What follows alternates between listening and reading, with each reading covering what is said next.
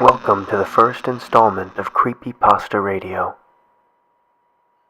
This evening we have multiple stories to give you nightmare fuel, chill you to the bone, and make you never want to fall asleep again. For the first story of the evening, we have a curious case of phantom limb syndrome. In the story, it's been 6 months since the accident.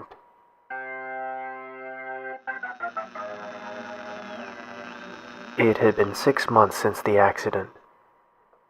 I remember because Elizabeth was helping me sign my name in our daughter Jenny's birthday card. Slowly she guided my hand, helping me create some legible signature rather than the scribbles of a child in kindergarten. The best that I was able to manage with such little practice. It seems that when one loses a limb, it's quite likely to be the dominant one. For me, it was the right. I was concentrating on my writing, trying not to make her do too much of the work when I felt it. I hadn't noticed the phantom feeling of my elbow resting on the table beside me.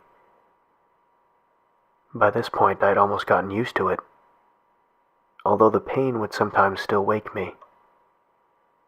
It was brief, but enough to startle me and cause my hand, still holding the pen, to jump and effectively turn my name into scribbles, despite my wife's best efforts. It was gentle, but cold. Too cold. Less like ice and more like the feeling of a deep cut, when the insides of a body part are suddenly exposed to the outside elements that they were never supposed to meet. When Elizabeth asked, I shrugged it off, telling her it was an unexpected pain in the hand that was convinced it was clenched, even though it didn't exist. At the moment, I almost believed that that was what was happening myself. The next time, it woke me. I was asleep on my stomach with my phantom arm dangling off the bed.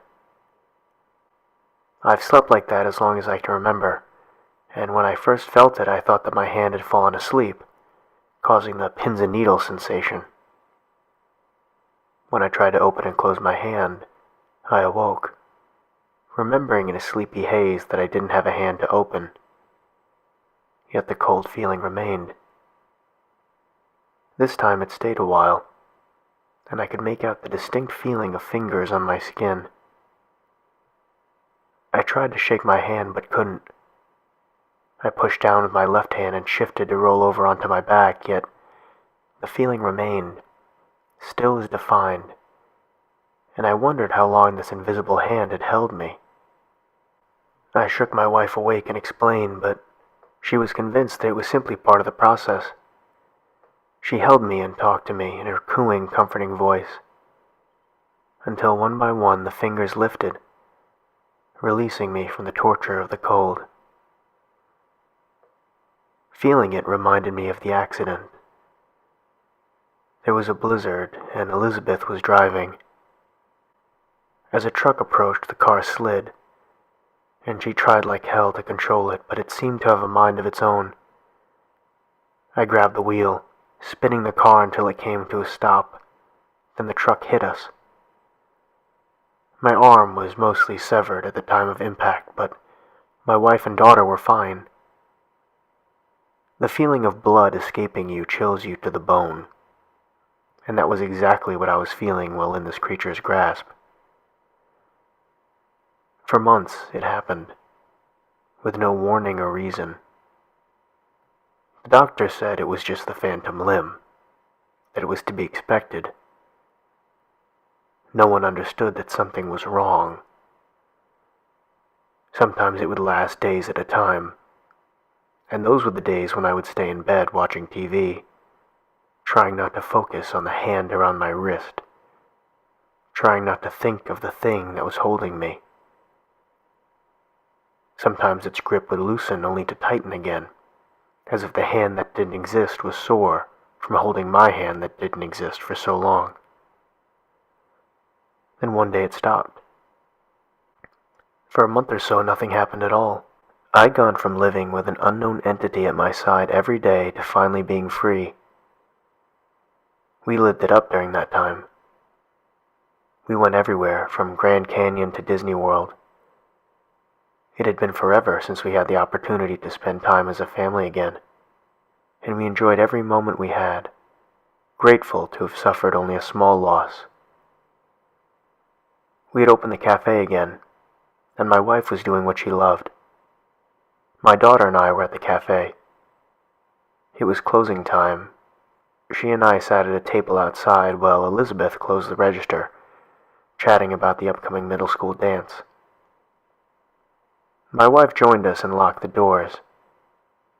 "Want to come with me?" she asked, patting the bag of money in her hand awaiting deposit at the bank across the street.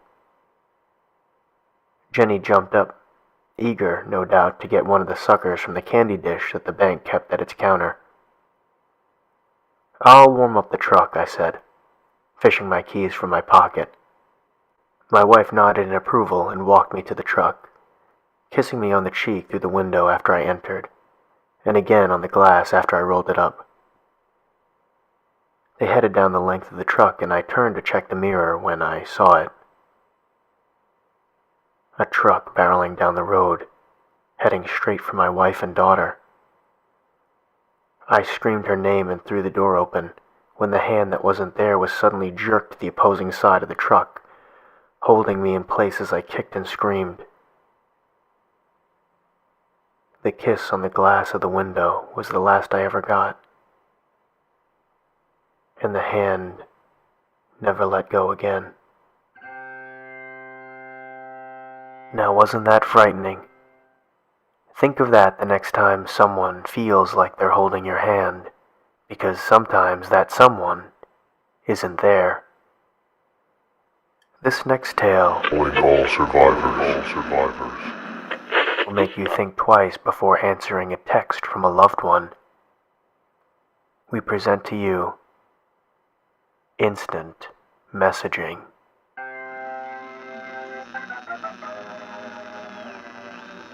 It all started on the 14th night of March, the night of my parents' 20th wedding anniversary. It was a wonderful sunny day, if memory serves. Surprisingly warm for before the beginning of spring. The beautiful weather was perfect for the atmosphere of the day. Being married for 20 years is obviously a momentous occasion, so my parents had booked a table at our favorite Italian restaurant. Of course, this was a formal occasion, so I had my best suit on. It was 5:33, and I was just straightening my tie when my phone went off. I had received a message. That's strange, I thought. That never happens. I checked the message. It was from my mom. It was quite a jumble of numbers and letters, but through the vocabulary stew I could make out the legible phrase, "Please help me." It should go without saying that this worried me greatly, so I immediately replied, "Are you okay?" Just as instantly I got another text which read, "Oops, pocket text." I sighed with relief and I continued to prepare. A few minutes later I received yet another message, this time from my dad. I checked the text, and once again it was a massive mixture of letters and numbers with the phrase, "Please help me," concealed within. Creepy though this was, my dad was always a joker, so I presumed he was just joking, until I was sent another text saying, "Oops, pocket text." Now this sparked panic, pure unmistakable panic. Exactly half a minute passed when I received the same exact message from my sister. This couldn't be coincidental. It just couldn't. In a state of sheer anxiety, I started to run to the restaurant. I made it about a quarter of the way before I was stopped by a police officer. "Main road's closed," he said. "Huge car crash." This was the exact moment I realized what had happened. I demanded to see the wreckage. A request I'm surprised was allowed. When I got there, it wasn't the remnants of the car that caught my eye, or the flames billowing from the destroyed vehicle. No, I was horrified to see the lifeless corpses of my mother, father, and sister. I asked for the estimated time of their deaths. All three of them were killed instantly by the collision at 5:32. Yet another chilling tale. Doesn't that make you happy that iPhone text messages have timestamps? Our final story of the evening is one that will make you think twice before picking the top bunk. We will come for you.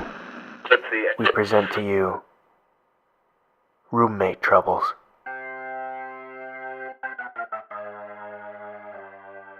This actually happened to me a few years back at the University of Arts in Philadelphia. My sophomore year, I roomed with a girl named Kara. She was a jazz vocalist, but her main interest was opera. We had a small room on the 6th floor of a dormitory called Juniper Hall. The walls were thin, and her last night's singing and voice practices would keep me up late. After a month or so of lost sleep, I convinced her to move her late-night practices to the music studios in Merriam Theater, about a block away. Around 8 o'clock one evening, Kara announced that she would be practicing late for an upcoming recital, and probably wouldn't be back until midnight. Great, I thought. That means I can go to bed early. I was beat. I had a horrible day in acting studio, and was ready to pass out as soon as I had dinner. She said goodnight and left, coffee and sheet music in hand. I made some grilled cheese and soup, gobbled it down, and immediately began to prepare for bed. By the time I got out of the shower, my eyelids were so heavy I could hardly brush my teeth. I pulled on my PJs and crawled into the top bunk of our bunk bed. I was out as soon as my head hit the pillow. I should take a second to describe the layout of our apartment. When entering the apartment, the bedroom was through a door immediately to the left. Our bathroom was inside the bedroom, just past the bunk beds. Anyway, I woke up to the sound of my apartment door closing. I opened my eyes and groggily checked my phone. Midnight on the dot. I rolled back over and closed my eyes. I heard Kara enter the room and stop in front of the bunk bed. Checking to see if I'm actually asleep, I thought. She flopped down on the bed below me, which was strange, as she was usually a stickler for brushing her teeth and washing up before bed. Then again, exams were just around the corner and we were all exhausted. The mattress below me creaked and then was silent. I couldn't even hear her breathing. I started to drift off again. I was just on the edge of a deep sleep when I was startled awake by a noise. A key in the lock. The door was opening, and Kara was entering our apartment, humming an opera tune. The mattress below me creaked.